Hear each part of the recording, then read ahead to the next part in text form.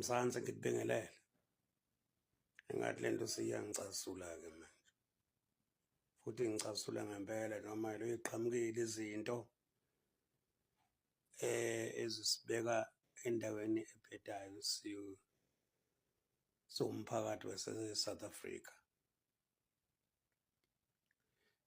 Kukodwa-ke manje kufanele sikwenze singabahlali base-South Africa.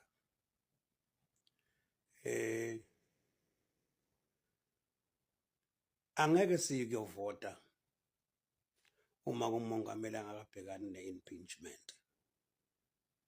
Angeke siyovota uma labantu bokufika bengakaphumi eSouth Africa.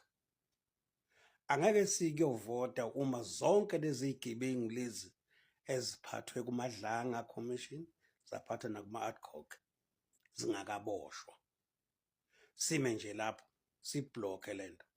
Uma ama-members of parliament ebonelelana evikelelana futhi ngamagama angaphekwa umthetho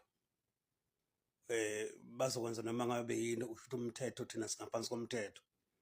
Nathi-ke sizokwenza one and the same thing sikwazi ukuvikelana. Ngeke phela kufanele sihambe hand in hand. Leli zwe leli siyalikhuculula siyalithanyela. Akufanele senze noma ngabe yini.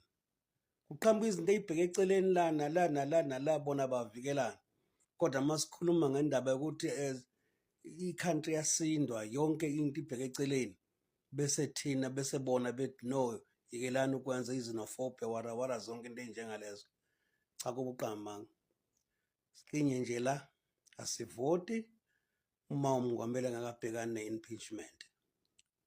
Asivoti uma lezi geleqe lezi zangaphandle isela ngaphakathi. Asivoti uma zonke lezi zigebengu lezi eziphathwe kwi-commission nakulokhu njani naku-Adcock zingakaboshwa. Siyabonga.